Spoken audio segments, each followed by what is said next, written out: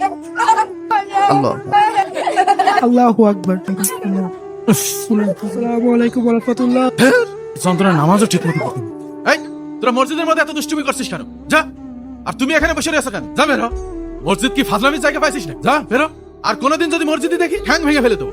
এতবার নিষেধ করার পর তোরা মসজিদে এসে চিল্লাচিল্লি করিস। ফাজিল ছেলেবেলে কোথাকার। আমাকে মসজিদ থেকে বের করে দিয়েছে, আমি আর কোনোদিনও মসজিদে নামাজ পড়তে আসবো না।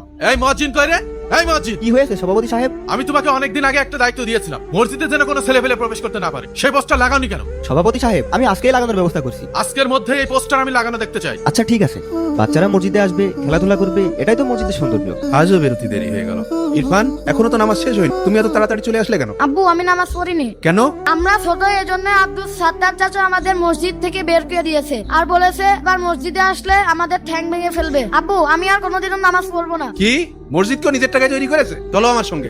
ওর এত বড় সাহস কি করে হয়? ছেলেপেলের জ্বালায় নামাজ পড়া যায় নাকি? এই, তুই আমার ছেলের মসজিদ থেকে বের করে দিয়েছিস কেন? তোর ছেলে মসজিদে এসে দুষ্টুমি ফাজলামি করে, তো কি করবো?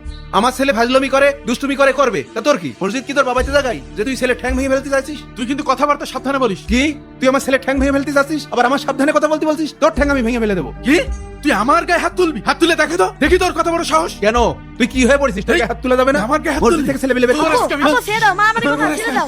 মারামারি শুরু হয়ে গেছে। আমাকে হাত তুলবি? সভাপতি সাহেব, তোর হাত তুলবি? বাচ্চাদের মধ্যে। তোর আজকে আমি মেরেই ফেলে দেবো।